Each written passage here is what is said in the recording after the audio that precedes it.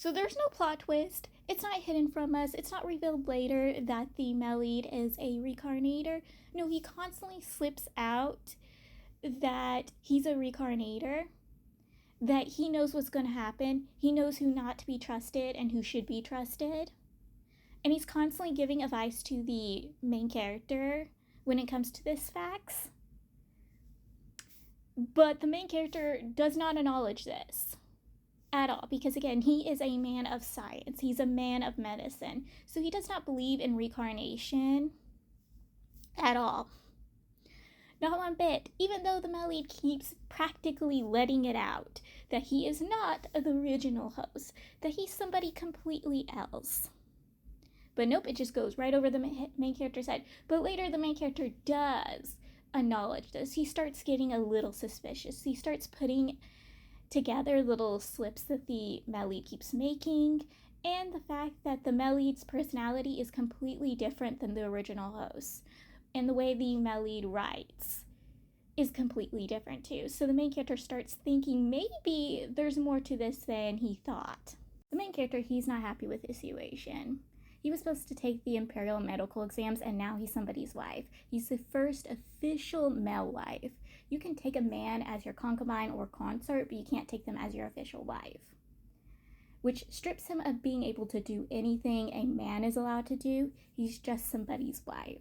And this displeases him, and he makes everybody know how displeased he is about his situation, especially the male lead. Now, they confirm to each other that they have no romantic feelings for each other, that they're not romantically interested in men.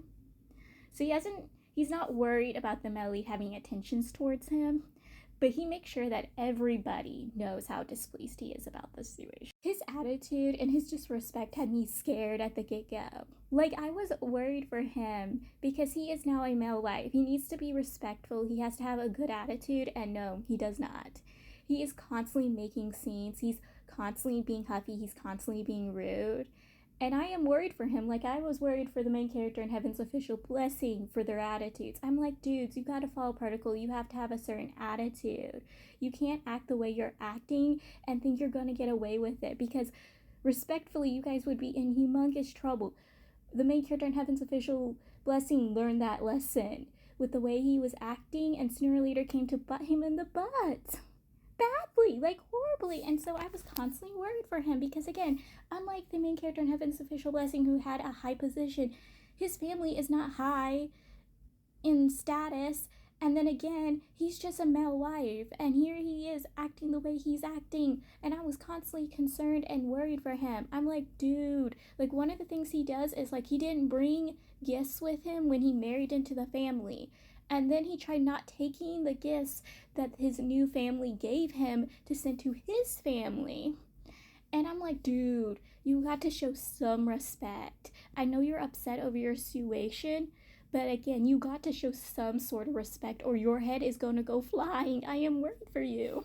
You know, I think it's hilarious. The way the main character acts, you think he was somebody from the modern world who doesn't understand the protocols and actions of this time period, the way you have to behave, and the way the male lead acts is somebody of this time period. Even though the male lead is someone modern, he knows how he needs to act in certain situations to make certain things happen.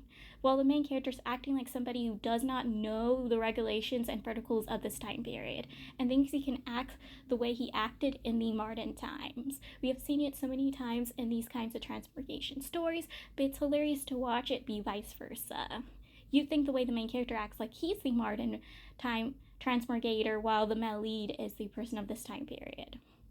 I also love the fact that the male lead, he doesn't really want to do anything. He just wants to be a salted fish. And the main character constantly gets upset over this and constantly getting onto him. And the male lead's like, yeah, no. But when the main character does need the male lead to do something for him or help him with something, the male lead does. Like the male lead goes and asks the original host's grandfather for help, like sending them servants to help them with the accounts and the works of the household. His grandfather sends this help. And at first, the main character is furious at this. You can't always hand over your work to other people to do the work for you.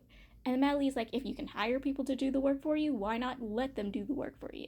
As long as you have the money to pay them, it's good. Especially when neither one of us knows how to do the accounts.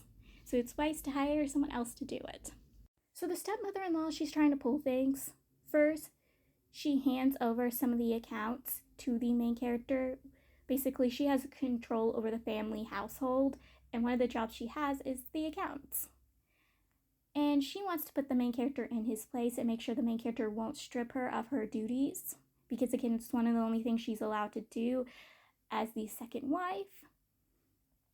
So she hands over this to the main character to basically make a fool of him. Except it doesn't work because the male lead, like I said, hired somebody from his grandfather's household to come help the main character sneakily and secretly, so it will look like the main character did the work himself. Because the main character doesn't know how to do the accounts, and when he hands it over, because of the good memory he has, he can read something and remember correctly. He is able to fool and trick his mother-in-law into thinking he can do it. And the male lead, he's a baddie. He basically tells his stepmother, the mother-in-law, to back off and leave the main character alone, to know her place and stay put, because he's going to die sooner or later anyways. She just better stay still. Stay in her lane. Stay in her place. He doesn't have much long. She shouldn't be making scenes if she wants to stay in the place she is in. This threat doesn't last for very long because the main character asked her for more work, and she gets suspicious and wary of the main character, thinking the worst. So instead of just going along with what the male lead said, she decides to make a scene, even with her daughter, the main character's sister-in-law, telling her, hey, don't do anything. He's gonna die sooner or later anyways. Let's stay in our lane until he's gone. She decides to make a scene. And this scene is giving the main character the work like she promised, but making sure that one of these pieces of paper is stolen in between when the main character does the work and returns the work. Which again, he's having someone else do the work.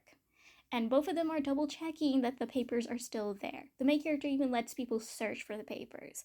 And she does the whole act of, I'm generous, I'm kind, I'm not going to tattle to you to your father-in-law because you will be in severe trouble and be punished for these papers being missing. And she has her servants get rid of the paper by burning it. She does another thing to mess with the main character, so she hands over more work to the main character. This work is not doing with the accounts. This work is to give a gift to the crown prince's mother, who is a consort of the emperor. Not the empress, who the empress is actually the male lead's maternal aunt. And giving a gift not equal to the gift they had gotten from the crown prince and the crown prince's mother might affect the relationship with the emperor and the empress. It is a whole mess could happen.